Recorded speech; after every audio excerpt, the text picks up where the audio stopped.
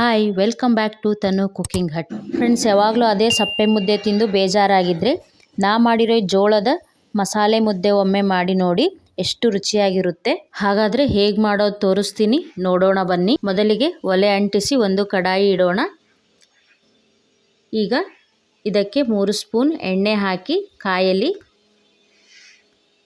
ಕಾದ ನಂತರ ಅರ್ಧ ಸ್ಪೂನ್ ಸಾಸಿವೆ ಹಾಕಿ ಸಿಡಿದ ನಂತರ ಸ್ವಲ್ಪ ಕರಿಬೇವು ಹಾಕಿ 1 ಗಡ್ಡೆ ಜಜ್ಜಿರೋ ಬೆಳ್ಳುಳ್ಳಿ ಹಾಕೋಣ. ನಂತರ 1 ಸ್ಪೂನ್ ಕಡಲೆಬೇಳೆ ಉದ್ದಿನಬೇಳೆ ಹಾಕಿ ಮಿಕ್ಸ್ ಮಾಡಿ. ಈಗ ಒಂದು ಸಣ್ಣದಾಗಿ ಕಟ್ ಮಾಡಿದ ಈರುಳ್ಳಿ ಹಾಕೋಣ.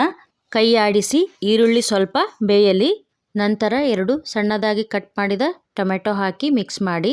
ಫ್ರೆಂಡ್ಸ್, ಟೊಮೆಟೊ ಚೆನ್ನಾಗಿ ಮೆತ್ತಗಾಗುವವರೆಗೂ ಬೇಯಬೇಕು. ಲಿಡ್ ಕ್ಲೋಸ್ ಮಾಡಿ ಬೇಯಲಿ. ನೋಡಿ, ಈಗ ಚೆನ್ನಾಗಿ ಬೆಂದಾಗಿದೆ. ಫ್ರೆಂಡ್ಸ್, ಈಗ ಅರ್ಧ ಸ್ಪೂನ್ ಗರಂ ಮಸಾಲೆ ಪುಡಿ ಹಾಕೋಣ.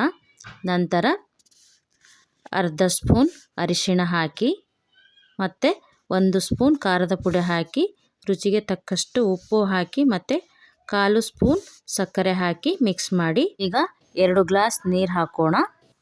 ಈ ನೀರು ಕುದಿಯಲಿ. ಲಿಡ್ ಕ್ಲೋಸ್ ಮಾಡಿ. ಫ್ರೆಂಡ್ಸ್, ಈಗ ನೀರು ಕುದೀತಿದೆ. ಈಗ ಇದಕ್ಕೆ ಜೋಳದ ಹಿಟ್ಟು ಹಾಕೋಣ. ನಾನಿಲ್ಲಿ ದೊಡ್ಡ ಬೌಲ್ನಿಂದ 2 ಬೌಲ್ ಹಿಟ್ಟನ್ನ ಹಾಕ್ತಿದ್ದೀನಿ.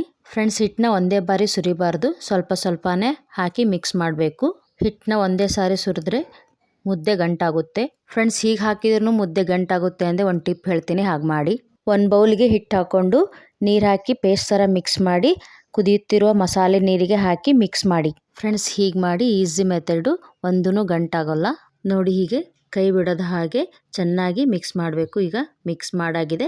ಕಟ್ ಮಾಡಿದ ಕೊತ್ತಂಬರಿ ಹಾಕಿ ಇನ್ನೊಮ್ಮೆ ಮಿಕ್ಸ್ ಮಾಡಿ ಲಿಡ್ ಕ್ಲೋಸ್ ಮಾಡೋಣ. ಈಗ 10 ನಿಮಿಷ ಚೆನ್ನಾಗಿ ಬೇಯಲಿ.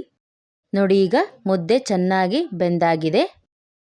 ನೋಡಿ, ಹೀಗೆ ಪಾತ್ರೆಗೆ ಮುದ್ದೆ ಅಂಟಿಲ್ಲ ಅಂದರೆ ಮುದ್ದೆ ಚೆನ್ನಾಗಿ ಬೆಂದಿದೆ ಅಂತ. ಫ್ರೆಂಡ್ಸ್, ಈಗ ಮಸಾಲೆ ಜೋಳದ ಮುದ್ದೆ ರೆಡಿಯಾಗಿದೆ. ಈ ಚಳಿಗಾಲದಲ್ಲಿ ಈ ಮಸಾಲೆ ಜೋಳದ ಮುದ್ದೆನ ತುಪ್ಪ ಹಾಕೊಂಡು ಬಿಸಿ ಬಿಸಿಯಾಗಿ ತಿನ್ನಿ. ಫ್ರೆಂಡ್ಸ್, ನಾ ಮಾಡಿರೋ ಈ ಮಸಾಲೆ ಜೋಳದ ಮುದ್ದೆ ರೆಸಿಪಿ ನಿಮಗೆ ಇಷ್ಟವಾದರೆ ಲೈಕ್ ಮಾಡಿ, ಶೇರ್ ಮಾಡಿ, ಕಮೆಂಟ್ ಮಾಡಿ, ಹಾಗೆ ಸಬ್ಸ್ಕ್ರೈಬ್ ಆಗಿ.